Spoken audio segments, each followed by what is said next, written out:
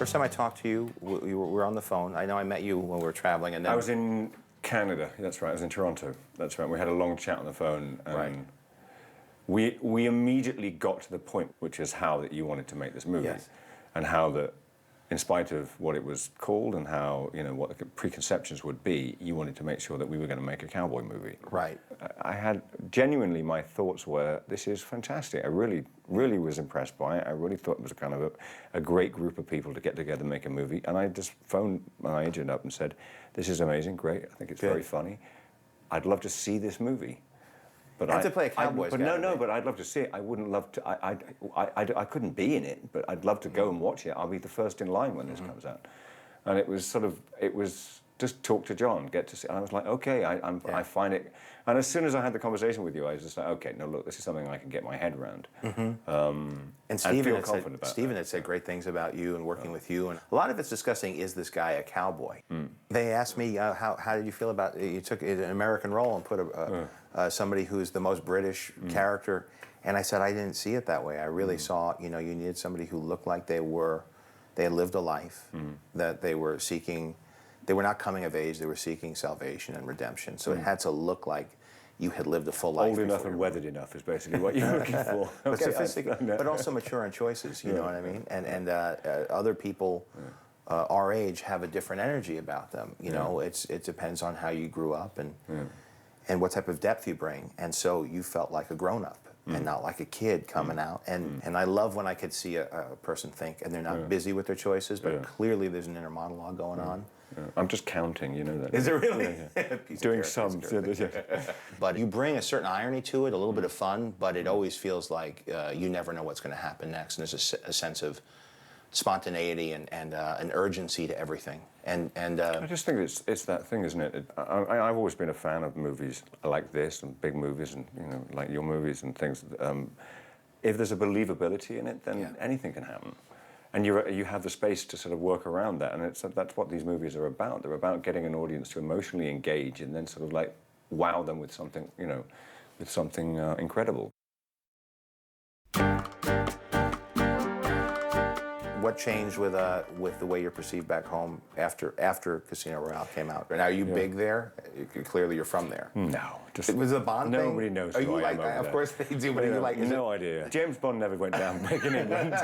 They have a lot to say about James Bond. They do. I mean, he's been theirs longer than he's been yours. It has. Now, how has that like changed? 50 years longer, I think. Yes, it was before you were born. Even, right. Yeah. How has that changed from when you were cast to when it's on the whole, it's really good. I mean, thankfully the movie came out well, so people like it. And because they were busting your chops about it before it came out. I got nailed. I did a press conference that I got the job. I was filming in Baltimore, and they said, we're going to launch it. We're going to do this. And I was hearing this thing. They were going to stick me in a Harrier jump jet and fly me down the Thames. And it was like going, okay, what? I was just like, okay, I'm in your hands, whatever.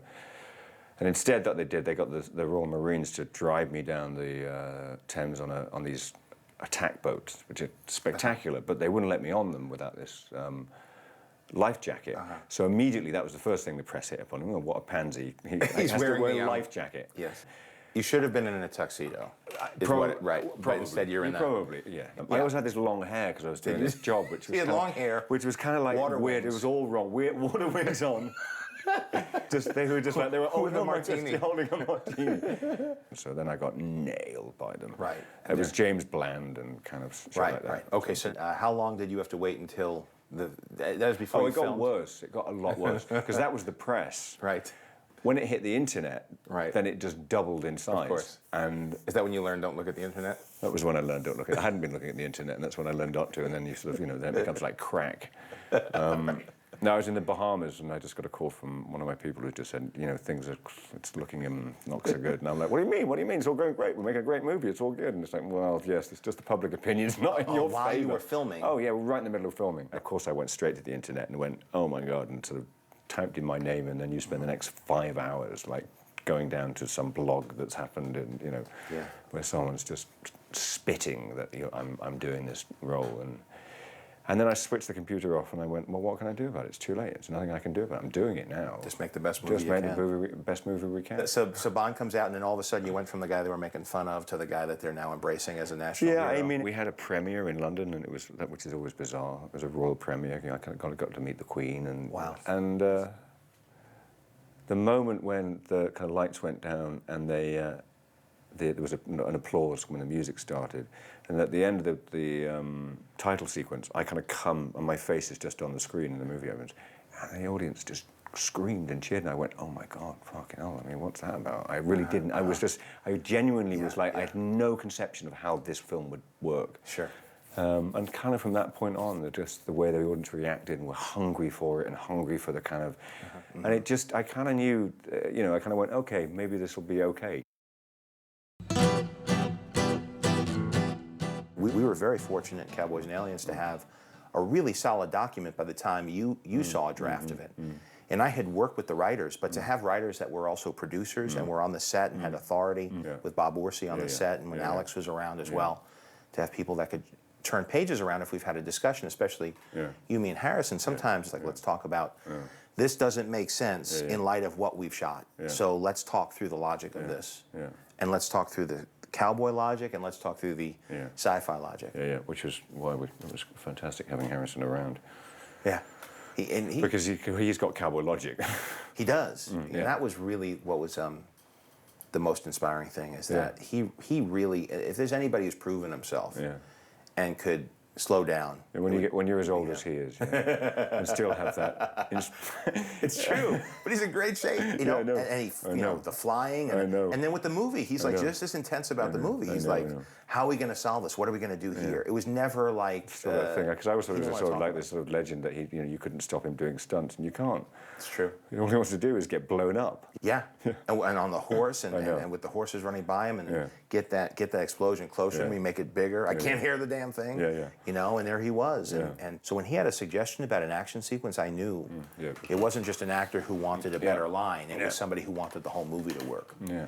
We lucked out, really, didn't we, in that sense? Because it could have gone the other way completely. Well, a lot of it was you too. A lot of it was you really making room for him and making him feel like. I mean, there's sort of gaps that I could see for myself, in just sort of he filled in, and there's there was a relationship there that we talked about. I remember we talked about it early on, about the relationship between Dollarhide and Jake, and that potentially there was a good thing, but it was always going to rely on who we cast, and it was impossible to sort of, until we got that person in the room, how that would go, and either it would work or it would sort of be something we'd kind of go, we'd have to rethink. Remember when I said that there might be a chance that Harrison I know.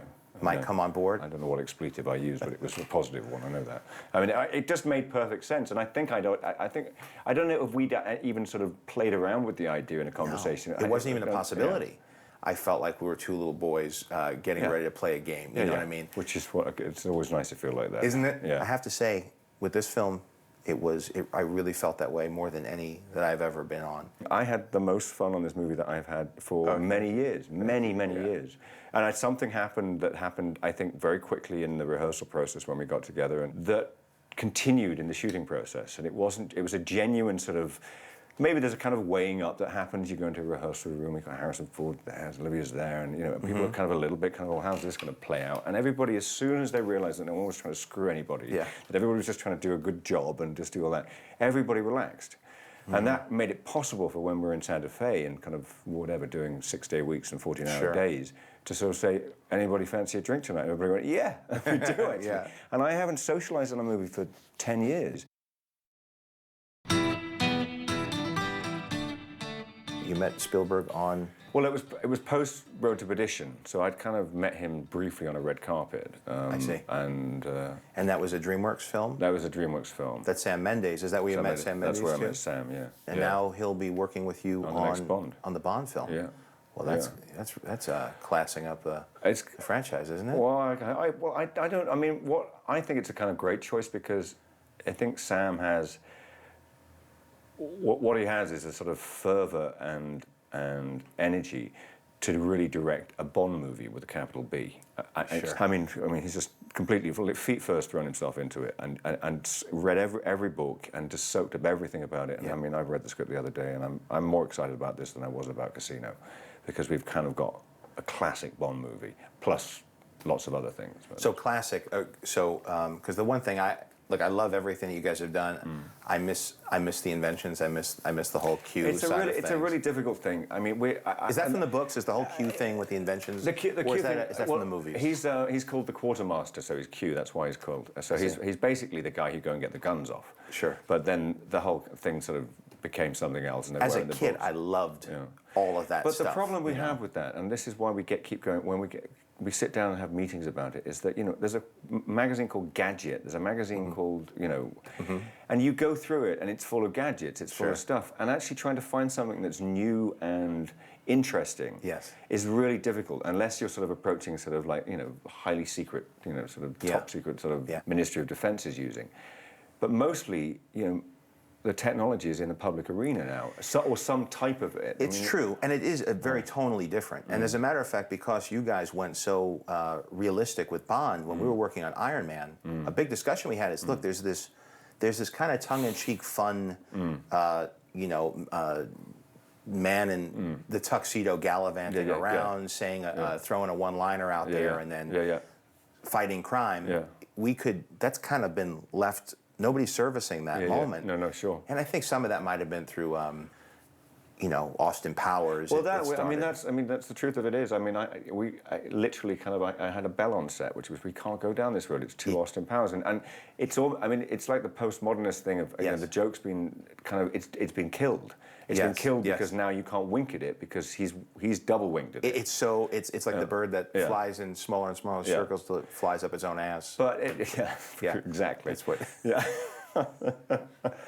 And we found that. I just want to let that image just settle into my head. Well, that's what's happening with superhero movies. We were like, when we're doing Iron Man, we're like, this is Team America. We can't do this. Which is great because there's comedy like that around because it really does, it elevates things, but you have to think that much harder. The comedy is so smart and so well observed that you can't get away with just going through the motions of it. So you have to, and I think what was smart about the Bond franchise is, whatever that partnership of producer, director, yourself, writers that came up with it, the intensity of the action, but yet there's still a little bit of a swagger to it.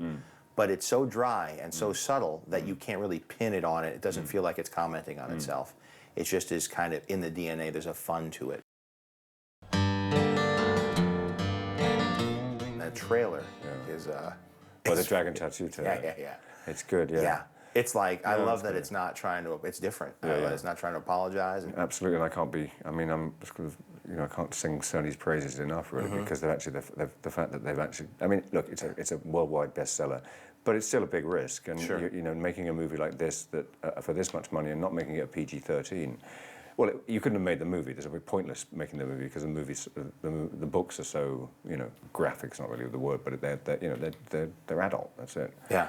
But they've done it, and they're prepared to put this out as an R, and they seem to be embracing it for the marketing, and why not? Yeah, very different from how he's portrayed in the book. Your character, Michael Blomquist. Yeah, I think so. Well, especially because I was coming off Cowboys. I was the fittest I think I've ever been in my life. And he was like just literally sending me bowls of pasta to the room, going, "You've got to look like a journalist." How'd you navigate the accent? That was the one thing I kept saying. I really didn't go for it. I mean, and it was. I had a long discussion with David about. I said, "You see, he said, I don't want you to do anything that's going to sort of get in the way." And I said, "Look, I know so many Swedish people, Scandinavian people who have cut-glass English accents. They learn, they listen to the BBC all the time." So I gave it a hint. I tried to get the names right. And, yes, right. And so it wasn't the Swedish chef from the Muppets. I tried that one. He didn't like it. But I think it works. I think it works. It's great. And you got, what's also cool is that you, here you were, James Bond, first becoming that. The challenge of that is how do you not end up being just that for the rest of your career? The thing is, I'd actually kind of come to terms with that when I accepted the part. I kind of went, if that happens, that happens. But now look, you're doing roles that are each are iconic roles in a different way. Well, if Cowboys and Aliens is successful, that could be certainly a different, defines you differently. And then certainly Girl with the Dragon Tattoo has That's a franchise. If that's successful, there's a whole series of books to draw from. What's nice is you've balanced things out. I think it was, it was very patient. There was no plan there. I mean, there wasn't? No, of course, no. Yeah. It just happened what happened, I mean, I genuinely, the fact of it is, I got to do a cowboy movie this year, which was probably the only boyhood acting dream I ever had.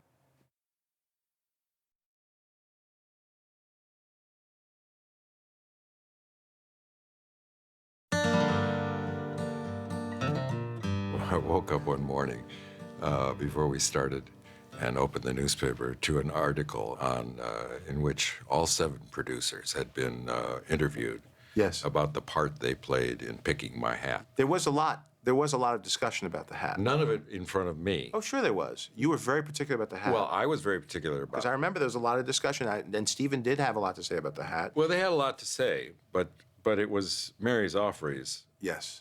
and I that picked the hat. Yes. And creased the hat and submitted The hat for approval. For approval. But there was a lot of Indiana Jones looming. Well, the last thing I wanted was for it to look like Indiana Jones's hat. And with Stephen also, I think Stephen also, yeah. Yeah, I mean, there was that, when I first read the script, the guy had a whip. That's right. Right. I said, Well, that we didn't put the that whip in- was we didn't put pretty the whip in. obvious too. No whip. No whip and a hat. different hat. Yeah. You don't need 7 producers to tell you that. Right. But costume is character. Yes. And the gun. Took a while to pick the gun. Yeah, and that's character. And how it was That's carved and- character. That's character. For you especially. Well- You're very focused on that. Those details are very specific to Well, your it makes character. my work easier. If you can see it, I don't have to talk about it. I don't have to create, behavior which tells you what you can see. How was Mary to Mary work with? was great. She was great. She had just come off of True Grit. She had, so she had. She plenty knew of- the time, she the had- era. She had great experience with the Western and the wisdom to know that this was not the same kind of movie. Yes. She didn't violate, though, the period. She No, really she was didn't careful violate the about the part, but she- materials. but she- The hats changed a lot after that period to a more traditional cowboy. You're the hat. guy. Here's the one hat discussion that I had. You showed me a hat, an illustration of a hat. And it looked like the hat of a miner who had been sleeping out behind the restaurant. Well, that for was the my last backstory 2 for you. years. Yeah, well, it didn't work. Let me tell you, Mary's didn't- Offreys yeah. drew it. So Well, anyway, she's she came She's not to shitting an gumdrops. understanding that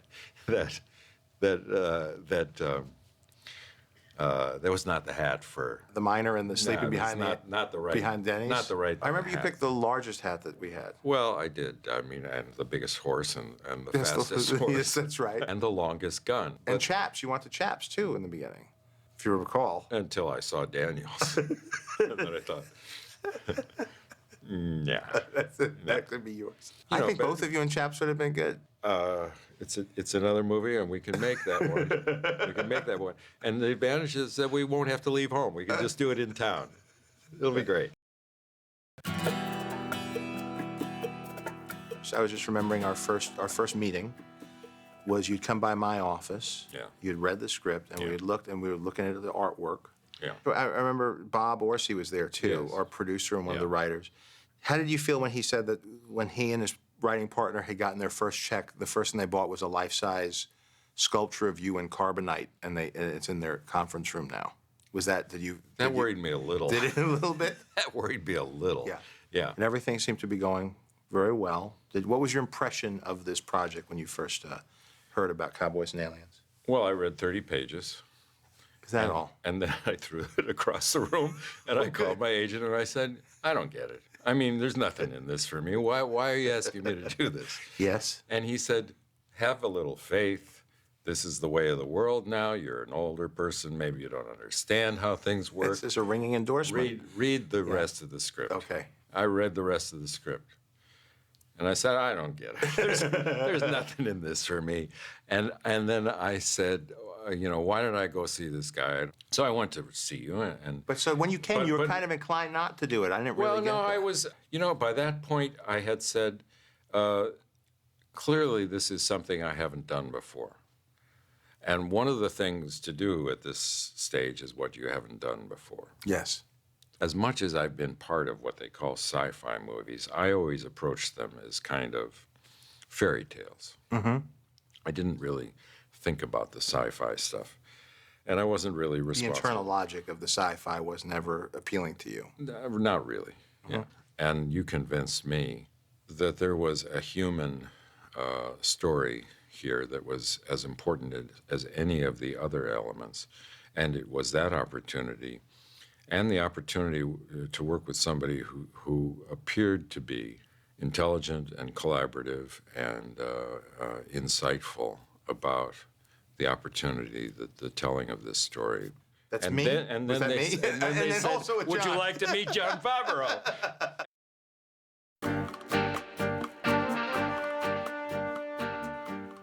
Do you mind if I ask you about your beaver? My de Havilland Beaver. Yes. My flying machine. Yes, one of many. Yes. Tell me about it. It's the one with the big wheels? It's got big wheels and it's a short takeoff and landing.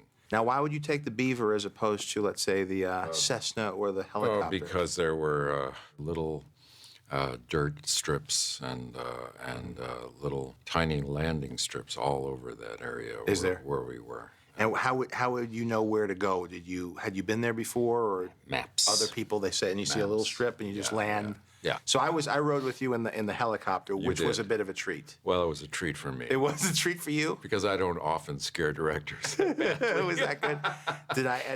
Your life was in my hands. It was, yeah. Yeah. They're Yeah. very concerned in a about more that. than metaphoric way. It's true. Yeah.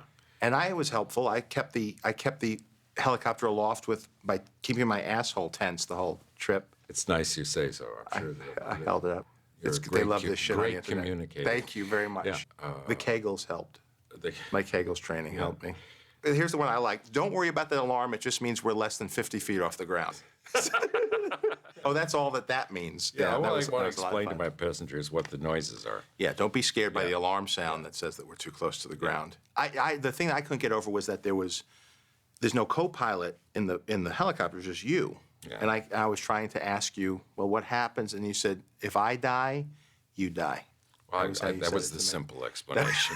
I could have teased it out a bit, like that's you right. might do as a director. Yes, but I that's thought, right. But I noticed on several trips you started to get a little bit bolder, and you started doing the riverbed stuff. And no, it depended on who was aboard. The first time you didn't do became that. bolder. Well, because I wanted you to have that's what I'm a saying. comfortable experience. Then just on after the the verge first of time, shitting my pants. and the second time, I really didn't give a shit.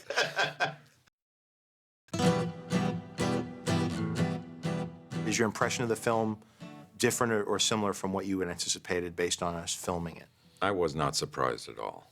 I wasn't surprised by anything that I saw because I had a pretty clear understanding from the discussions that we had and from the clarity of your control of the tone and the piece. I knew what it was going to be. And so it was the same. I saw pretty much what I had expected. I'm so glad that we shot it in the old-fashioned 2D, anamorphic way. No, we did tests. We did 2 days of 3D tests because I knew, if we were going to shoot 3D, I want to shoot it in 3D, not convert. I felt pretty strongly about that.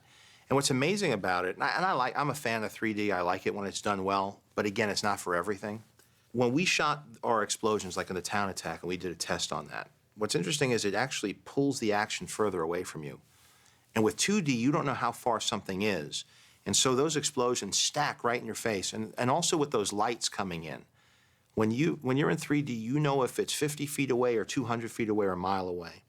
When it's 2D, you don't know if those lights are close and moving slowly or they're far away moving fast. And I think all that ambiguity helps tell the story in the minds of the audience members as much as it does, as much as what you're describing. Because you're dealing in human scale. The whole mistake that can be made with the power of the computer and CGI is to take things out of human scale. Mm-hmm. And because you can make a force of 2,000 cow-sized ants instead of one very dangerous ant, you end up with these things that the human mind looks at and says, oh, that's fascinating. But I have no experience. But I'm not connected But to I don't that. relate to that emotionally. Yeah. And that's what happens. And that never happily, I don't think, has happened in our movie. No, it didn't. And we really efforted to keep the action in the Western language, too, which was very difficult. And how do we keep it, about the things, the tools that they would use in a Western and not just completely jump off into another genre so that it felt like parts of a whole? And so I think that scale is there. And so when you see the violence seems more brutal, even though it's smaller, it's very intimate. It felt as though, for an audience seeing it for the first time, it felt a lot more like it would be to experience it rather than to witness it. Those are good horses. Your horse that was some animal. I had a good horse. Did you buy your horse? I bought my horse, and I And bought Daniel's horse. You bought also. Daniel's horse, too. I know Daniel was talking about buying his horse, and I was the one who told him that you bought it. He was like, yeah, figures. And you rode hard. I was impressed. It was like, well, I remember we even figured out something else, like, let's really get let's let Harrison open up, because you're always with a pack of people. And you were always holding up a lot, because there were a lot of people, and others not as experienced with you. Sam Rockwell, for one, we didn't hire him for his riding ability. No. He made the mistake of he tried to learn how to ride himself in the Bronx at the very Well, that's a good place to learn to when you're ride, from the city, where the hell are you going Yeah. to go? The Bronx Yeah. is like the country. Right. So he went there, and then the horse got spooked from a horn or a bus or something, because you're riding along Pelham Parkway, and he took off on him. So we got him, and he was very shaken up, and he was scared of horses. Yeah. So we had to get them that big horse, Fred, that was like a Clydesdale or something. That we got him from Budweiser commercial, I think. Like blind in one eye. We were hoping he'd make it through the whole shoot. Right. And he rode on him, but that was a lot. When you were taken off, that group would spread out. So I remember we opened you up once, and you rode. It's pretty fun watching you ride, because you clearly enjoy it and you're good at it.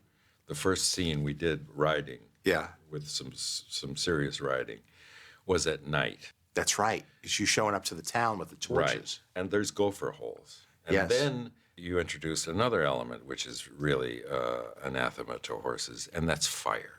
But it was in the Let's light storyboards. torches. And See, this is the way you and make movies. Everybody's Harrison. got Let a me explain something torch. to you. If they draw a picture of a torch in the storyboards, you have to do it. I understand. Didn't George Lucas teach But you the that? guy then decide to light the torches with a propane torch, which goes, So it sounds, which they don't like that either. which comes up to the horse, and so there's fire and there's this sound, and Yes. then no. But you used it. What I said was, I got to be first. Uh-huh. I'm leading this pack. Mm-hmm.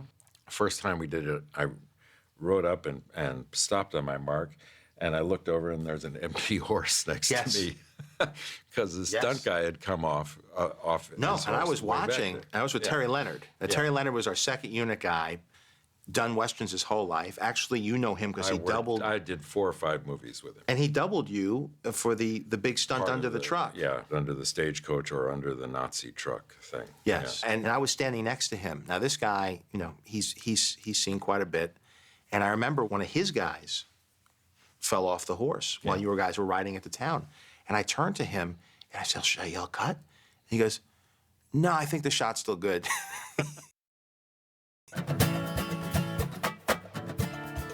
So you enjoy being collaborative. There are certain films that you've collaborated on with filmmakers. I was interested to hear a lot of the great moments that that you were involved with films were ideas that actually came out of the collaborative process. Did I sit around You claiming didn't say it that ownership? way. You didn't say it that way, but I would get the stories out of you little by little over the course of the thing. Sometimes we would pick your brain about stories. Like the Ewoks were your idea, right? They're still That my was idea. yours. Yeah, The yeah. voiceover from Blade Runner, that was yours. Any others we can think of? No, Right, no, no. these are not the good ones. Those aren't the ones? No, they're not the good ones. Do you want to talk about Kirsch for a minute, because we lost him not long ago, and you had said, I remember we were He was the sweetest guy. you were telling me about him before he passed, and you had a lot of great things to say, and a lot of those great moments from Empire Strikes Back.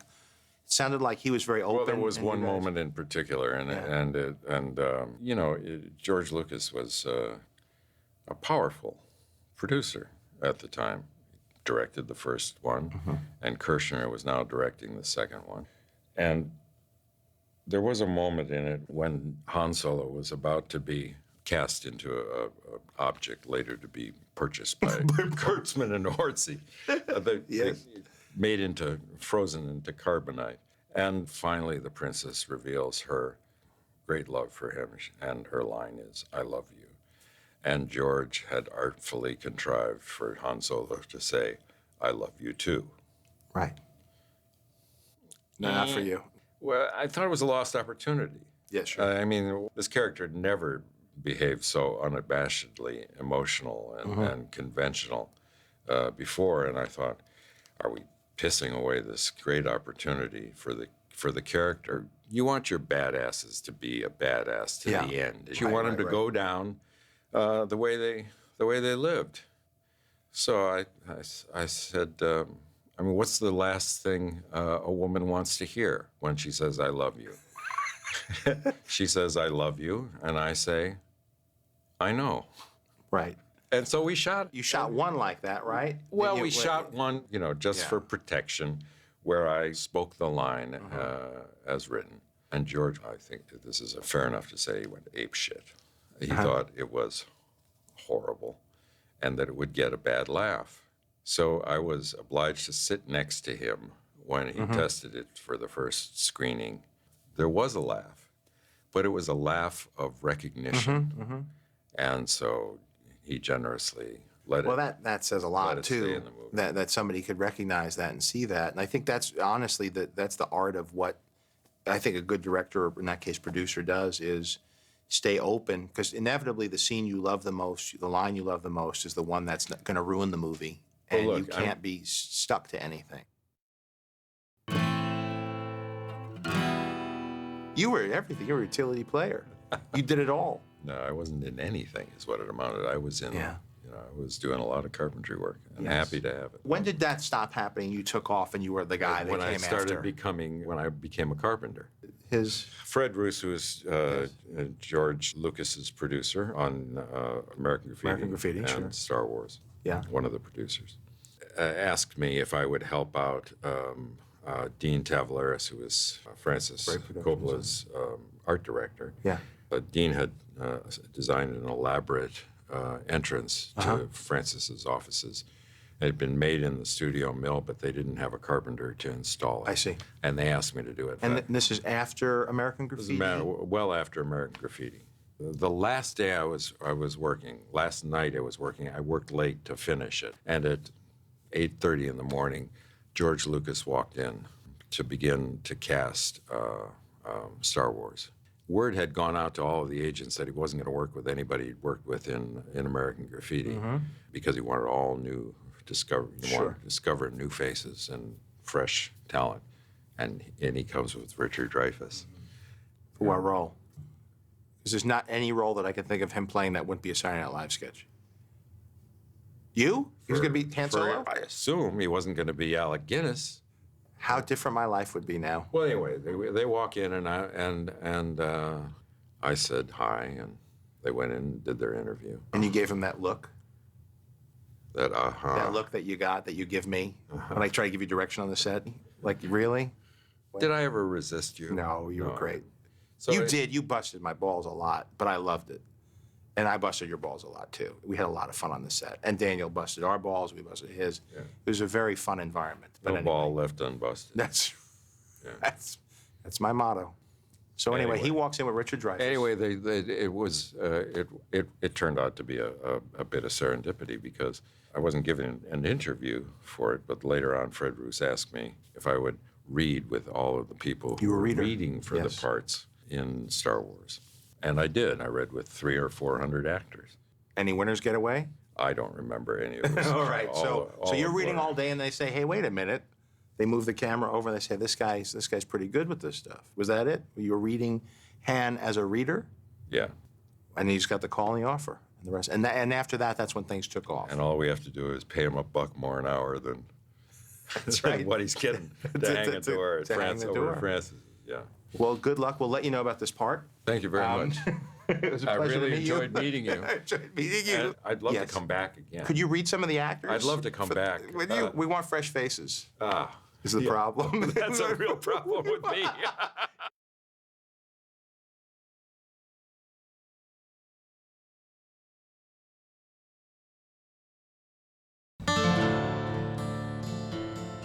You fell off a horse. I did. That was a bad fall. That was the scariest thing, I think, that I've ever seen on a film set. It was really scary. It was scary for me. There was a pack of you. There was you, all the real riders, right? You had all the Apaches, all the outlaws, and the cast, and then your horse.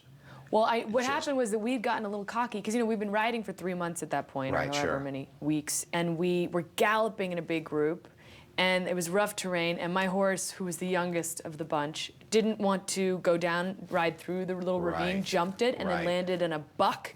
Right. And I fell off, but I remember the moment I was falling, when I knew I was falling, and I was just Yeah. like, oh, shit. And I knew it was going to happen, and I knew that all the people were behind me. That was what was scary. That was the scary thing. And who stopped everyone from trampling me? One of the Walt riders? Goggins Really? turned his horse sideways to Really? stop Oh, everybody from man. running over me. It was like 40 horses. It was intense. And it was crazy, and then it was like, oh no, because I ain't grew up around horses. I don't know from horses, and they're just big and scary to be around. And I knew you were a rider. I mean, Yeah. that's the one good thing, is that you had a background I in. knew how to fall, so I tucked and rolled, Yeah. which was... We didn't get knocked out. I yeah. remember that. But then they took me to the hospital, Yeah. and I didn't have any bleeding on the brain, and they told me I had the hardest head they'd ever seen. We didn't change the schedule. Everything was. No, it was fine, because it was Everything actually was just fine. those wide riding shots, and you were fine without me. It Right, just shows how right. much you actually didn't really need me. That one we Nothing did. even changed. That one, that's a good action shot. We worked it into the movie. I was watching, when I saw the movie, I was watching for that moment, and you Yeah. can't tell at all. I mean, it was, It's it would have been a tricky. lame shot Well, to there die was in. well, there, yeah, any wasn't would necessary. have been. I just like didn't it. want it, because I was the only girl. That's what I think. It's, when you fall anywhere, even on the street or anywhere, and it's your pride that hurts more than anything else. The second I fell, I was like, I don't want to be the only girl. So I was like, don't cry. Don't cry. And Really? of course I'm just like crying. I can't do anything about it. And I was like, It man. was just- And we were I looked all- up, and Harrison looked at me, and he's like, she need a medevac? He just wanted the helicopter in there. He wanted to take his helicopter. Trauma's a big one for you. Trauma was a big deal for Yeah, me. Yeah. yeah. People didn't really know what it was, but Right. they knew that they were going to do something cool with this movie, and they Sure. knew that someone was going to be able to play this female lead. But the female lead wasn't written. I mean, when I came on Right. to Tron, it was like, we think she's going to be Yes. kind of a femme fatale, and we sort of got rid of that. And Yes. I was able to really collaborate with their creative team and make something Yes. that I'm still really proud of, something that kind of came from my imagination. And I think, had I not had the experience on Tron, I wouldn't have been so confident going into pre-production Right, with you guys, right. sharing ideas, Right. and feeling comfortable sitting there with you and Harrison Ford and Daniel Yes. Craig and Alex and Bob. And No, you weren't shy at all. And by the way, I'm never like, what is it? With Right. any actor, even with like kids, if Yeah. they're like, what's going on? Everything is an opportunity to explore further what the reality of that moment is. yeah, and we had to struggle with a lot of like philosophical questions about like, really, the questions I was asking you often because of the nature of my character. Yes, had, we're mind benders. Yeah. And dealt with a lot of different rules of different genres. Yeah, You but I were think if kinda that had been my first gutsy. rodeo, I would have been like, Yeah. I'm just not going to say anything. No, you were lucky too because you got to work with Jeff Bridges, who's, Yes. they don't come better than him. I Yeah. had just worked with him, I guess, right before then Yeah. on Iron Man. And he's the one who told me to feel comfortable sharing ideas with you. He's Oh, like, yeah? just talk to John. Oh yeah, John's Yeah, cool. oh, good. Oh, So John's I cool? knew it was. I knew. Wait a minute. Jeff Bridges said I was cool? That's a big deal. He said the you were cool. The dude. Dude said you were the cool. dude abided.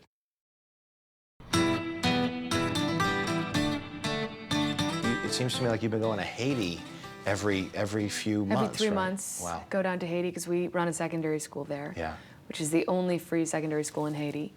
And I've been going since before the earthquake. We Right. sponsored No, primary you were talking schools. about it when we were shooting. You were talking Yeah. about when you screened Home Alone for them. That was Yeah, we did. We've always screened movies for these kids in our schools and also for the community in Port-au-Prince. There's Right. a slum outside Port-au-Prince called Cité Soleil, which the UN has called the most dangerous place in the Western Hemisphere. And that was before This the is before the earthquake. earthquake. Yeah. I was down there about 2 weeks before the earthquake, and we slung a sheet over a wall, and to screen a movie for them with just a projector on a little truck. Mm-hmm. That's all you need. And we thought we had a cartoon, a French cartoon. But when we put in the DVD, we realized it was Home Alone. And I was so humiliated because I was like, they're going to hate Home Alone. This is terrible. And they loved it. And they loved it because it was this portal to another universe. Right, it was the suburbs of Chicago. Yeah, It was suburbs, like the richest and they don't suburb. understand what snow is. I mean, they've like Right. kind of maybe heard of snow, but they don't really. So it's amazing Wow. and beautiful, and everything's covered in white fluff. And then But they know Christmas, yeah? they know Christmas, but it's just not a big deal. They understand, right. And nothing really changes, weather-wise. There's maybe less Yeah. hurricanes in winter, but then the idea of the main conflict of the story being Macaulay Culkin is left alone in this mansion, Right. and he's like eating and having fun most of the movie, and they Yeah. just loved it because they were like, What is that? universe is that? And then I knew at one point, because the sheet fell down off the wall, and I saw these two like 15-year-old guys run and leap on the wall and put the sheet back up and then back up so that to nobody see it. would see and everyone was, it was wrapped. Yeah. And it was amazing to see that. Then we built a movie theater. After the earthquake, there were all these refugee camps that sprung up, and they wanted a community center. And so our team built a community center and a movie theater in one. So during the weeks, a community center, and during the weekends, they screen movies. And what's great is that a lot of our board members at Artists for Peace and Justice, which is our organization, are actors, and they were able to bring their movies down there in French. Great. So we had Maria Bello brought down The Mummy 3, and it was one of the first movies we screened at the theater. And not only are they seeing a movie, which for a lot of these kids is the first time they're ever seeing a movie. But a sequel. They're seeing a sequel. They don't understand. No, but they have Where's Maria. They have Maria in the audience. And so they're Right, it's blowing their mind. It's blowing their mind, and Right. we had that on film in this Yes. documentary that we made about the whole movie theater. That's great. Oh, you process. did a documentary about it? Yeah, it's called Sun City Picture House, and Oh, we great. premiered at Tribeca this year. Oh, and good. It's really good. Good. But I cannot wait to bring Cowboys in French down to these kids. I mean, that's gonna blow their minds. Yeah, seriously. Right after we finished Cowboys and Aliens, I went and did the Change Up. And that looks really funny. It is really funny. Yeah. I think it's interesting to have two such different movies coming out in the Yes. same summer. I think it's good for you because here you are promoting one and then you get to show people the other side of you. And I think when somebody Yeah. is still relatively new, although in Hollywood, you know, you're people know you. You know, you're on Washed a up. hot streak now. But in the rest around the world, as you introduce yourself to people as a performer, you don't want to just keep hitting the same thing. I don't think people would know if you saw these two movies. I don't think you'd know it was me. That's good. Which is cool. Yeah, you look totally Right, different. totally different. But the look of, I think, my look in this movie is my favorite thing I've ever done. And I also think, I was thinking about this the other day, someone was asking me about our film, and I think it's the first time that I've played a woman. Really? Yeah, I think I played a lot of girls. Oh, really?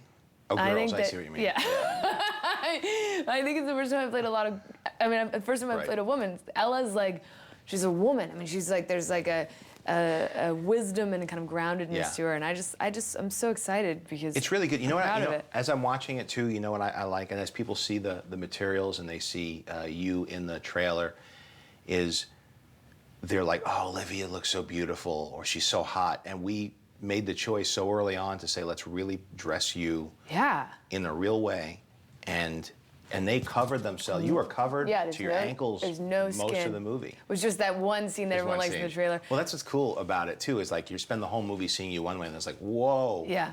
Yeah, it kind of it has the effect you want it to have in the film. Yeah. And then the cutting room was great. Stephen had to show it to Michael Kahn, his editor, and the one thing he asked about right off the bat was you, your relationship with Daniel, everything about you. We even put some more stuff in. Really? Of you, just shots here and there because you hadn't lost any scenes. I know, I was amazed. But we put that in, and it's just been great. It's a really compelling, interesting character. No, just looking We were really both old. in Alex Kurtzman got to Yes. direct his first film. Welcome he to was People. writer producer on right Cowboys and Aliens and Welcome to People. I'm a 1-day part, I was like a 10-day. 10-day. I'm out. And I like finally that. get to co-star with Jon Favreau. Yes, that's right. We weren't in any scenes No. together, but So there I'm we are. waiting for us to have a movie together. Yeah. Well, this one kind of is. The aliens are kind of me. Oh. I didn't get to motion capture them, but I did sometimes act out what they were supposed to do. You didn't even do a cameo. You didn't do your Hitchcock moment. I didn't want to take people out of the movie. I could never direct myself. I don't know how people do that. I've done it. It seems impossible. It's the worst. How do you run around to the monitor and watch playback? You like yell, "Cut!" right in somebody's face when you're in the scene with them, like Eugene Levy in SCTV.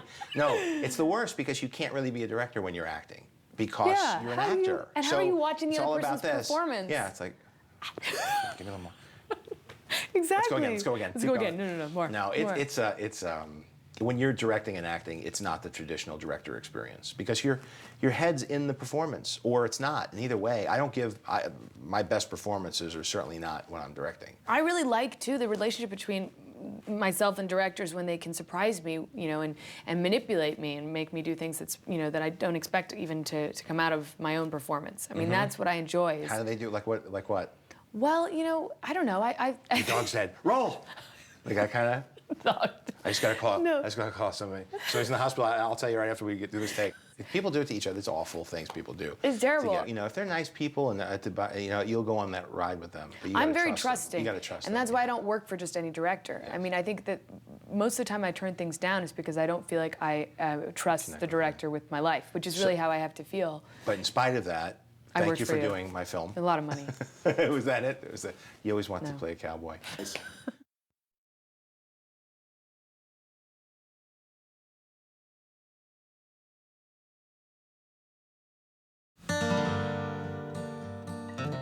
And movies are interesting to me because it's so often it is a group of people that come together in a way, and if all those things hit right and you have the right story, something transcendent and magical happens. And you can't always control the outcome, but with experience, I think you could start to, what ingredients it takes to make the cake rise, but you can't always get it to work out exactly right. Yeah, and it's never magical until people tell you it was magical. And you look back and you say, well, it didn't seem magical. It just seemed like a lot of hard work. It is a medium that you can't entirely master. And I think the more you do it, it's like anything, you realize that things do need, call it magic, call chemistry. Something has to happen. But when you're in the middle of it, I know I always feel, that it's a sort of a discovery or something. Yeah, the more out there the concept, the more reason for something to fail than to succeed. So when you're really out there with sort of a new idea, or at least something you can't instantly compare to something else that was previously very successful, you're always, flashlights poking around the dark, trying to figure your way out of this labyrinth of darkness. Even if you're making a movie that's full of light and optimism and good performances, it's always a briar patch until somebody likes your movie. And which films did you feel that the most on? Oh, all of them. All of them? All of them. Just about, except the sequels. At least the sequels I knew we had a pretty good chance of opening. Yes, exactly. But except for the How about Jaws, a giant shark? That was a huge, giant mishap of production. All the stories are not apocryphal; they're true. It was a complete production meltdown in every department, and it was really the hubris of shooting on the ocean, which was my fault. As opposed to shooting in a tank with process, which I didn't want to do. Right. But you don't know until the preview. I didn't know what we had until the audience told us what we had done in Dallas, Texas, when we first showed the movie to the public, 600 people. Yeah. God. And that was the first time. And I looked at those 600 people and I thought, they're all nuts. They like this thing. They're screaming and the popcorn's flying in the air and they're laughing in all the right places. They're crazy. This isn't supposed to work. And seriously, it was because it was such a, every single day, it was just problems compiled on top of other problems, both personality problems and physical production problems, and obviously the shark not working all the time. And so it was a relief only after the preview was over. I didn't even feel the relief actually until a couple of weeks after that. But you don't know. Filmmakers don't really know what they got until the public tells us what we've done. I was on the lot the other day, and it just reminded me that that you did at Warner's and you did at Universal that thing where a young guy sneaks on the lot and then squats in an office. Did you do that? Mm-hmm. Yeah, I did that. I did that too. But how did you do? What did you do? That's hard to. You actually got onto the lot and you took over an office. Well, the office came much later. I got onto the lot just to watch him make movies. And so I just got on the lot and began walking on stages at Universal, television stages. Right. Got to not meet, but observe Ward Vaughn when Wagon Train was a series, and this is way in the '60s, way back in those old days in the '60s. And basically hung out with the editors and got to watch them cut these TV shows together in a couple of days. And it was just it was like college. It was like going to a film school, only it was a practical on the lot experience for me. And then The Office came on my next iteration the following summer when I was off high school. The following summer I went back to Universal again because the guard had gotten used to me walking onto the lot. And that's the second year is when I found The Office. the empty Wow. office and sort of just moved into it. I really just wanted a bathroom. It had to do with bathroom breaks. It didn't really have to do with needing an office or having to set up a Casting a sessions. front of casting sessions. It was really about the need for a bathroom from time to time. And that's why I got the office. Mine was more, I was trying to use it to create a front, where I would call people and I'd say, hi, my name is Brian Grazer. This is not, I'm at Warner Brothers. This is not associated with studio business, and I do not want a job, but I'd like to meet you for the following reasons. And then I sort of used the office as a base of operation to meet a new person every day. But you were up front saying, it wasn't like, I could get away from the office for a second, I'll meet you on the lot. You said you're not, you know. Well, I had to have a callback number. So Yes, I had a that's callback right. number at 843-6000, which was Warner Brothers. I had two union secretaries they wouldn't fire, and I basically started as a law clerk, and I just turned it into the Brian Grazer business, where I could read manuscripts that were submitted, and I got into their story, pried into their story department. And Did you get girlfriends to come in and be your assistant or I anything? had everything.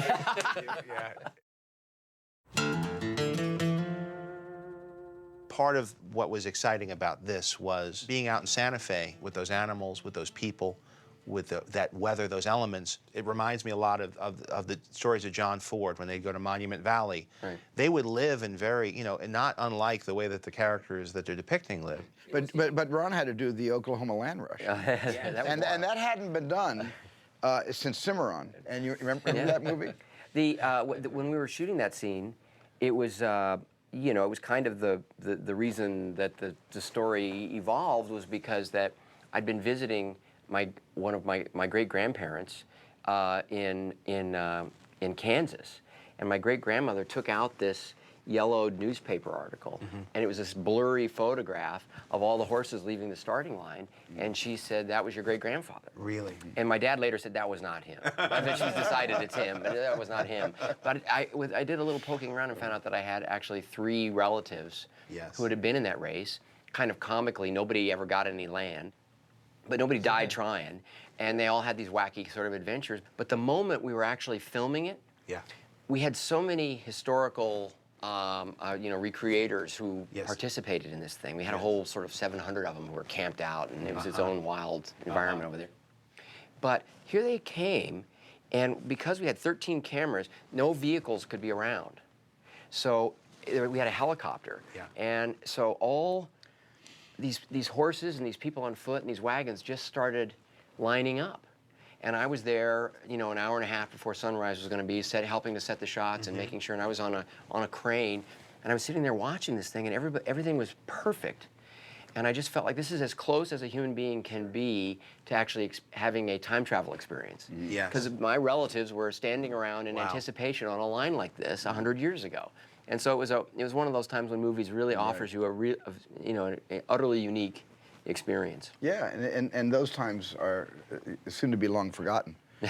Because it's very hard today now to muster the troops and do the David Lean epic, you know, landscape shots. Because you know today you know that somehow as authentic as the shots look in any of our movies, when you've got 100,000 characters running around the screen, whether it's the Lord of the Rings or the Hobbit movie, you just somehow know, no longer in the back of your mind, that there is something a little bit creative about the shot. And yet if the story is working really well, you forgive and you actually thank the filmmakers for giving you so much eye candy.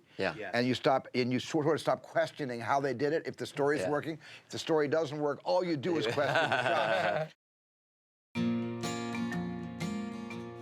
I was always wanting to be a director since I was a little kid. I was in LA visiting my second cousins, and my second cousin had one contact in the movie business, but it wasn't really the movie business, it was the television business. And he introduced me to this person who created Hogan's Heroes. I was about 15 at the time. And this guy said, well, you don't want to talk to me. You want to be a movie maker. Why don't you go next door? You know who's next door? I said, no, who? Jack Ford. I called him Jack Ford. He's Jack Ford's right next door.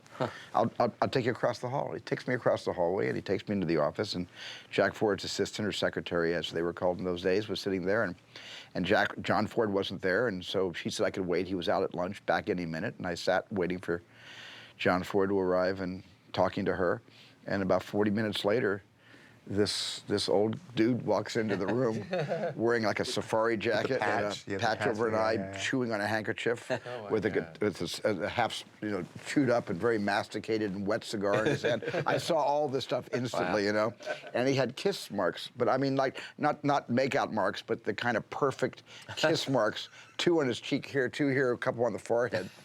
And he walks right into his office, and his assistant grabs a box of Kleenex and runs in after him. And then she comes out about 5 minutes later, and she's got the Kleenex. It's all red. The Kleenex is all red. And she says, "Okay, you've got 5 minutes, probably 1 minute, with him. That's it." And I walked into the office, and he was sitting behind his desk with his feet up on the desk, and he sat me down, and he just said, "So they tell me you want to be a picture maker," is what he called it. I never heard that before, but I never forgot it. Yeah. And I said, "Yeah, I really do. I've made all these little 8mm movies." And he said, "What do you know?" He said, "What do you know about art?" And I just was stammering. I wasn't expecting that question. He said, "You see those paintings around the office?" I said, "Yeah." He said, "Well, get up and walk over to the first painting." He said, "Tell me what you see in that painting." And I said, "Well, I see 2 Indians on horses." He said, "No, no, no, no, no. Where's the horizon?" Oh, wow. Wow. So I said, "Well, the horizon's, way above the head of the Indians." He said, "Fine, walk on to the next one." He said, "What do you see in that painting?" And stupidly I said, "Well, there's some cavalry on horses." I hadn't learned anything, And he said, "No, no, no. Where's the horizon?" And I said, "Well, the horizon is the very, very bottom of the painting." He said, "Okay, get over here." And I stood in front of his desk. He said, "When you're able to distinguish the art of the horizon at the bottom of a frame or at the top of the frame, but not going right through the center of the frame, when you're able to appreciate why it's at the top and why it's at the bottom, you might make a pretty good picture maker. Now get the out of here."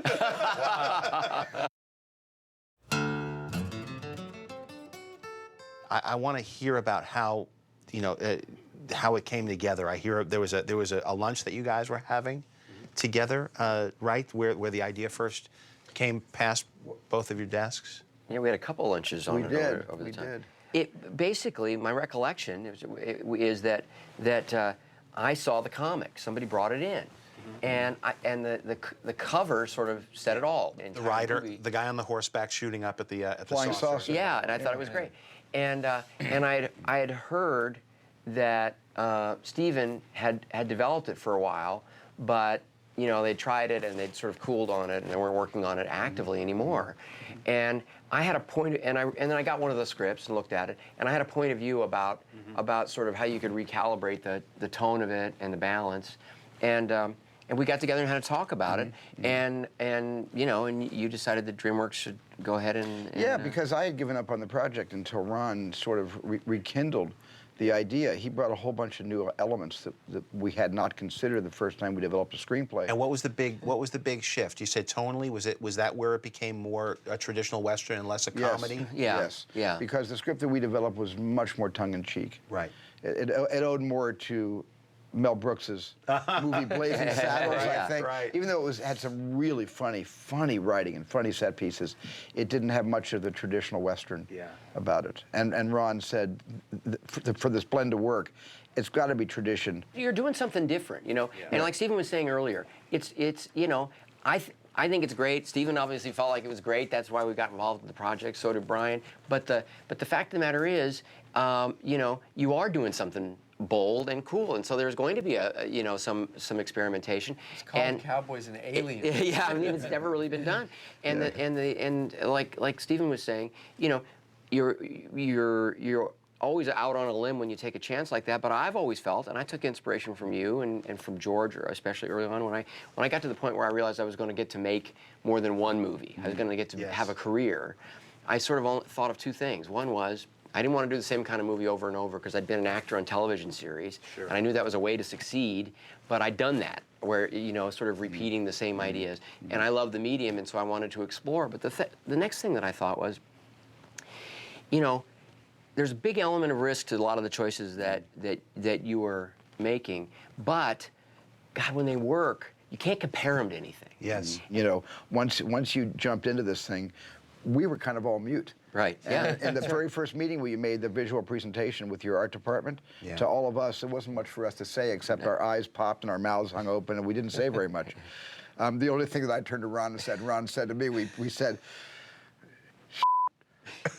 why didn't we direct this? But we're really happy that you did.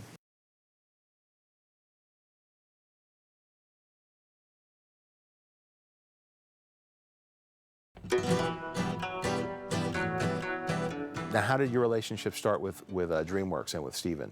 We got The Legend of Zorro, Walter Parks. We actually came into DreamWorks through Walter Parks. Right. And then that happened quickly. And so once that happened quickly, everyone kind of said, who are the writers of that? Who wrote so fast? Right. Because you By the guys way, do write fast. But that was the other thing, too, is like we were sort of shocked when we started actually working really professionally in the feature world, having been trained in television, that everyone was so surprised by the speed of it. Yeah, which for us was just how you, that's you how do guys your are job. great with that. That reminds me of our Spielberg confession. What?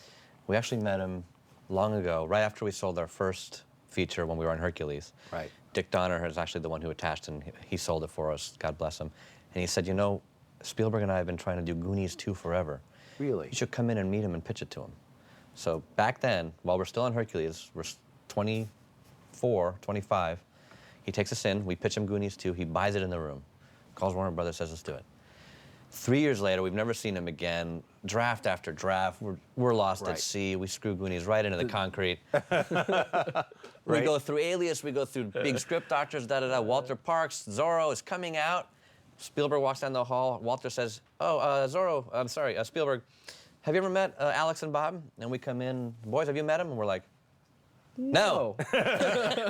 You know, years later, we found out, we're sitting in a meeting. He still doesn't know this. We're sitting with Steven, and he goes, oh, I remember we were trying to do Goonies 2, and horrible script after horrible script too bad. would come through our door, and we're like, oh, man, You should what a let horrible us take a look at it.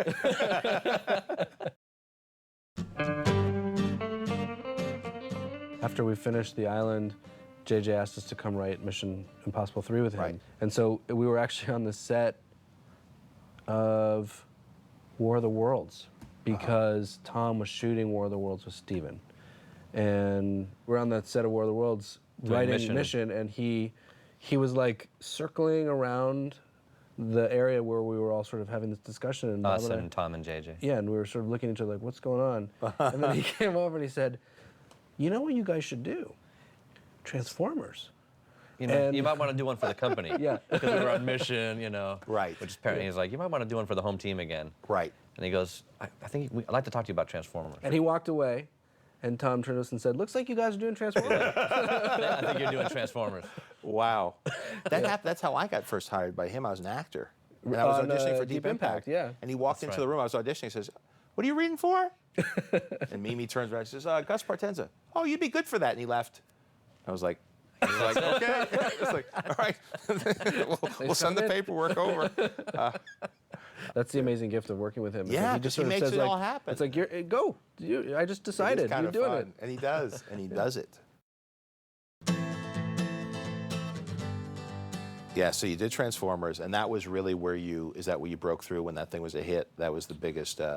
Yeah, I mean, that sort of became that. There was no arguing with that one. So it was like, okay, these guys are here.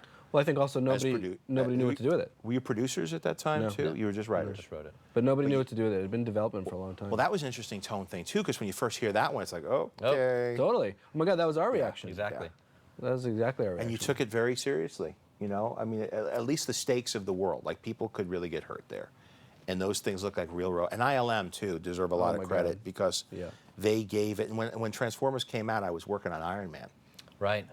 And I was like, wow, because I've always been a CG. Sure. Yeah, totally. You know, you prove it, you know, because it's so much of the time it takes me out of it. But they solved a lot of problems with that. And I remember for budget reasons, I had to cut out all the scenes in Iron Man where he changes into Iron Man. It was all, I'm going to be Iron Man. Didn't you shoot them later? You went back and you got them, That's what happened. He was like, he'd go in the phone booth, pull open the S on his shirt, and then he'd be flying. I gotta get there. Oh no, we got a problem. And the next thing you'd see, he's there. Yeah. Just it was like Power Rangers. It was like, okay, cut to Japan with the other cast. When the most exciting part is putting on the suit. Well, that's what I said. I said, look, this whole movie is called The Transformers. All they do is transform. and it made a lot of money. There might be something to it, and that's like, all right, here's money. But we did add all those scenes in his workshop where ILM designed all of this stuff, and we shot it with a body double grabbing and all the pieces going on, and it's just, I love watching awesome. it, you know. It's and great. so much of the Transformers and Iron Man was looking at all the minutia details, of the detail and how it all deploys. Is this your first film as producers? No, Eagle Eye. Eagle Eye, right? Eagle that's Eye right. was the following year, Right. or the following couple of years. So now you were way in the fold with DreamWorks. They're trusting you with a lot of projects. You were pretty prolific, not just as writers but also as producers. We also had the good fortune of the guy who was running our company, the very first executive that we hired. Week one said, "Hey, I wrote a script," and it turned out to be the proposal. That's right, I remember that. So it was great, and then the movie got made like 8 months later. Yes. So we were It was also good. producers on that, and it did really well. And so I think we just got very sort of lucky in the timing. And of then the and thing. then TV, you guys have Hawaii Five-0 on the air now. You got Fringe. You got an animated Transformer series. You got Welcome to People, which you're now directing. What was that experience like? I mean, it was amazing. We wrote the script for 7 years, which is we've never really had that experience. Was it that long? Yeah. It was a 7-year process of just banging our heads against the wall. And it was a side project that honestly we never really thought was going to happen. Yeah. And then... It was a spec. It's our second spec. I Yeah, guess. it was our second spec. And honestly, because of Steven, once again. He just said, what, time to... No, we finished it and finally felt like it was in a place. But, we called Steven and said, I think I'm going to make this movie, but you don't have to make it and you don't even have to like it. We just want to know what you think, Yeah. And he called, we gave it to him on a Thursday, and he called on a Saturday morning and said, we're going to make it, get ready. That's great. If you could get Favreau to play one day in it, you got your green light. And we did. So that's how I got the green you light, did. thanks to you. Is John still in the movie? Yeah, Right. every frame we shot. God, this movie.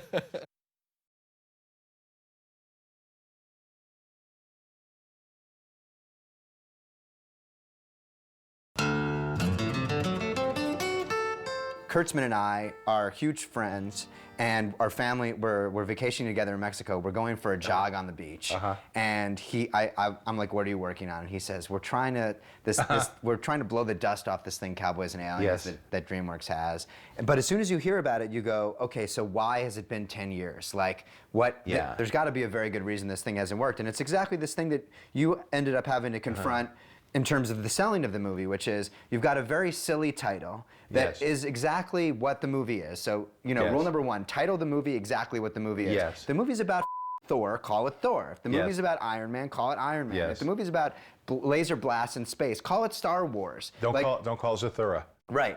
Okay. No, I know. Well, you said it. No, I learned it. That's part of what I think led me to this, the simplicity of the thing, and there it is, and everybody knows Cowboys and Aliens. They react very strongly to it. Right. They either get mad at it, or they love it, or they cheer for it, or they're Right. confused by it, but Yes. they don't forget it. And in this day and age, it's like there's a value to that. Sure. But the question becomes, what is it going to be? Because Right. there's a terrible, terrible version of that film, and there's a great version of the film. And, Yes. Where do you go? Yeah. And I think that Bob and Alex and Ferguson Otsby had already cracked the sort of the premise of the movie, recouching it as a little bit of a mystery. Yes. Which I thought was obviously, great. That's my language. That's your whole what thing. I mean? Well, for me, I thought it was great because at best, it's the intersection of the two genres. Right. You don't want to spin off into one genre and wink through the other one. Sure. You don't want to just have them happen to be in cowboy hats. Yes. What are the archetypes and paradigms from both genres that work together? Yes. And that's where you get the mashup. Right. That's where you get the synergy. How is it different when you're doing a series where you don't get, that seems to me that's what's so appealing about doing a show is you could novelize the whole thing. Right. But by the same token, you're never really cresting or able to transform the characters that much because you got to leave them on the island. Right. It's all literally. middle. I mean, especially that's why the British format is so appealing, which is they don't do open-ended series. It's basically, there were 2 seasons of The Office. State of Play was 8 episodes long.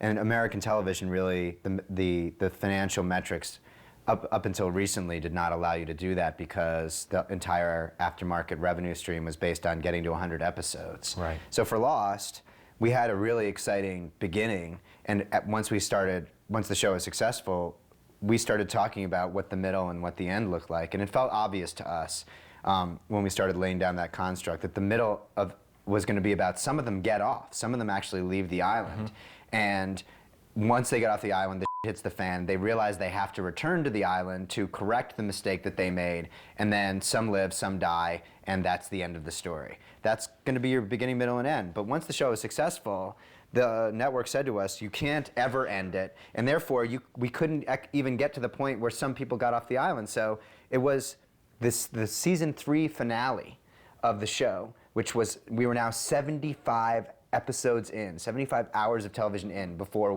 anybody got off the island, which was, in my opinion, already way too late, but it was better than nothing. But yet, I look at it and say how freeing it must be, because you could do all this character work. Sure. Whereas, you know... which is ultimately, I think, you know, what all great genre is that you come up with a big sort of crazy construct, like the Empire is trying to blow up planets with the Death Star, but ultimately those just become great action set pieces to push cool character stories down the road. So while the island was always interesting to me as a place to set the show, what was infinitely more interesting to all of us, you know, the producers and the writers and the directors and certainly the actors, were that those things, the polar bears running out of the jungle, were just really a cool way to start conversations amongst 12 people who had very different opinions about what that meant.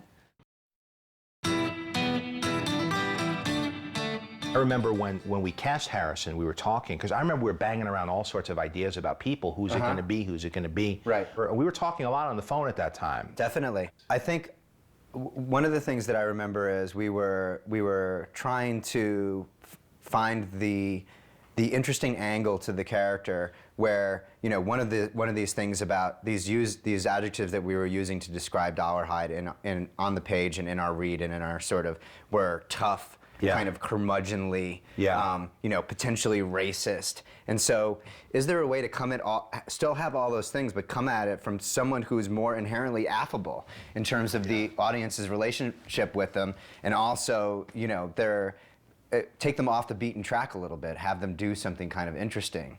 And the thing about Harrison that was, you know, truly inspired is that he kind of played one of the most famous cowboys ever in the history of cinema, except he wasn't a cowboy.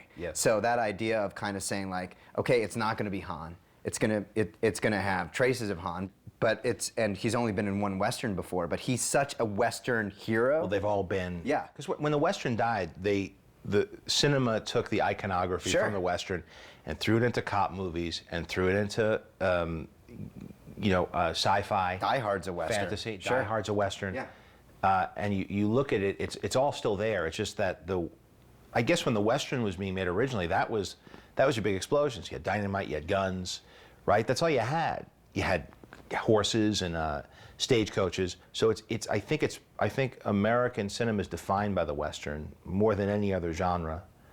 And if you think about Star Wars, and I know you do all the time, but if you think about Star Wars, I'm thinking about it right now. I was waiting for you to get off Westerns. You've got me again. Now I'm back at you clicked in. But with technology, with Star Wars, let's say, all that opened up. So they just grabbed those stories and threw it into a new environment. Sure. The first time that I met Steven, he just acts like, you know, this is the most natural meeting in the world for him, and you're just sitting there going like, talking to Steven Spielberg's telling me a story about Jaws. Like, you know, he's actually talking to me. He's looking me in the eye, and I'm just trying not to freak out right now. It is weird that you reference films. I found that with Harrison, too, that you end up referencing films they were in, and you don't want them to think you're doing it because they're there. Sure. So you find yourself avoiding referencing things you normally would. Right. You know, it's like, you know, when the Millennium Falcon comes back. Right. And you were in it. Yes. You remember that part? Now, with Spielberg, at least he'll talk about all his stuff. Sure. Harrison, you got to get him to... That's the trick, is when you do get a story out of Harrison, if you get a Blade Runner story, you know, everybody's, you know, you sort of call, like I would call Bob over the monitor. Like, yeah, sure. Absolutely. Or like, you missed Blade Runner. No! Because you know it's like Halley's Comet. Like, it's not going to come at any point. If there's any curse of working with these guys who are basically, you know, enormously iconic in the formation of us as artists, it's this Copperfield effect that happens, which is, you know, once someone tells you, you know, sort of one of the best kept secrets in magic is that David Copperfield has an identical twin. Oh, really? No. but I'm just creating the Copperfield effect for you now. Okay. Which is, What? so if someone had said, Yes. if someone had said that to you, Yes. you'd basically never ever be able Yeah, sure. to observe a David Copperfield piece Sure, of magic, and it would never, it Yes, would stop right. being magic. So when Harrison is like, there's a part of me when he is telling stories about Blade Runner or particularly Star Wars that I'm interested, but I actually don't want to listen. So this idea of like, so I want to pretend like Han Solo, you did not portray him. I want to Yeah. believe that he actually existed. I don't want to know what. See, I'm opposite to you. Yeah. I love it. I love like the making of Star Wars books. To me, what it does to me is it makes me say, wow, it's not. There's a way to achieve that. It's just normal people doing normal things. Sure. And they're solving the same problems, and they got lucky and they worked hard. Right. And they were very, as happy as you were with it, they were just as surprised and happy about it. Sure. Star Trek started around the second season of Lost, because JJ basically, we did the Lost pilot, and when we had to edit we had, I think, around 6 days to lock picture on the pilot after we got back. And on the 5th day, I came into the editing room, and JJ was sitting there with Tom Cruise, and he was like, "Hey, Oh, right, Damon, Mission Impossible. hey, Damon, this is Tom." Like, and you have to do that weird thing where you pretend like, "Oh, nice to meet you, Tom." Like, I don't, you're actually meeting me, but I believe I am familiar with you, sir. And he's Yes. like, Tom is like, "This thing is amazing. It's great. Oh Yes. my God, I've never been so excited. Like, this yeah. is great." And at that moment, I was like, JJ is so gone. Like, I'm never ever going to see this guy again. Yeah. Literally 3 weeks after the pilot was picked up, he announced he was going to go do Mission 3. Mission 3, yeah. And so and when he finished Mission 3, that was about 2 years of JJ's life. Like, sort of in the overlap in the post on Mission 3, that's when Yeah. I got the call, "Hey, is there any way to make Star Trek cool?" That was... And you came on to write that with Kurtzman and Orsi? I produced it. JJ and I, because I was still doing Lost full Yes. time, and I was like, I will not have the time Yes. to generate pages on this, but I will Yes. produce it with you. And Bob and Alex wrote the script. It's interesting because I met JJ. JJ and I had never met ever prior to our first creative meeting about Lost. And at that time, Bad Robot was just a card that you would see at the end of Alias, because they give producers, Sure. you get a vanity card, but it wasn't. It did not exist. Yes. So it was interesting to see that in the 6-year lifespan of Lost, for that title, that vanity card to basically grow to this massive building in Santa Monica where there's editors and sound mixing rooms and a whole culture. rooms you're not even allowed to go into. Right. But it's all built around the brand that is JJ. In the Yes. same way that when you hear Amblin, you Yes. you just connect Yes. it to Steven. Yes.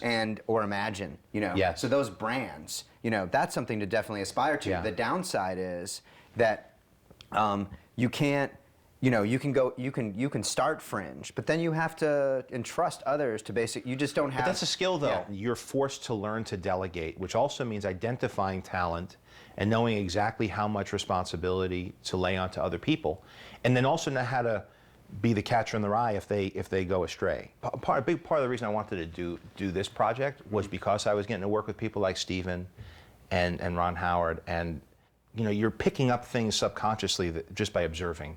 Yep. Like Steven, he's taking this meeting, he's going there, he's prepping this film, he's casting that film, he's working on the script for that, he's developing something else, he's coming into my editing room, and boom, boom, boom, boom, solving all of these log jams with with just a few thoughts, and making time to be completely focused. Right. But I see the way Steven flows through his life with grace, with a certain amount of poise, and he's doing well with everything. And I see that, and I'm like, wow, that's something, is that something to aspire to? Is that something that's overwhelming? Is that something that I'm even capable of? Here's what I think makes it incredibly rare, and I think why the collaboration works so well with you and why Bob and Alex and I and JJ work so well together is that fundamentally, the idea of working in collaboration is wonderful, but there can only be one vision. When there's 3 or 4 separate visions and they're at odds with each other, it's hard to know what to do. And I remember on Cowboys, this was one of the things that we were facing as we came in, was basically like, whose vision is this movie? Because this was pre-you. And so you had the very definition of 800-pound gorillas with Ron and Steven, and who had a huge appreciation for each other, but I had been told at that time, had never been in a meeting at the same simultaneously to talk about this thing. So we would go over to DreamWorks and be in a room with Steven, and we would talk more about. As a huge fan of the Western, yes, but we talked more about the sci-fi angle of the movie in terms of what did the aliens look like, what did the aliens want, how were the aliens interacting with the people, and then we'd go, and then Ron was basically shooting the sequel to the Da Vinci Code, Angels and Demons. Angels and Demons. We'd go down to set, and then we'd talk to Ron, and all Ron was like, you didn't even want to acknowledge that there were aliens in the movie. It was all like, these are the Western elements and all that. And it was like, so great. We've just got to get these.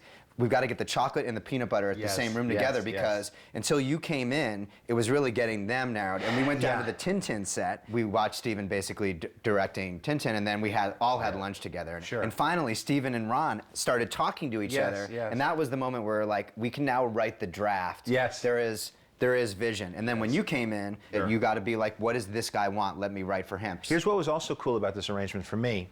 With this particular group of people, everybody's had a turn. Yep. Everybody knows what it's like to be the captain. And everybody, I find those people are best at saying, how can I best be of service here? Sure. Because it's not as much, oddly, it's not as much of an ego thing. I felt that there was a lot of, what could we do? We want to hear what you have to say. We want to hear a point of view that we could all follow, and then we'll argue about it. It wasn't like everybody was in lockstep. Sure. But even Steven, when he came into the editing room, was like, hey, here are some ideas. Take whatever you want, don't take whatever you want. But hear me out, which created an incredibly good energy.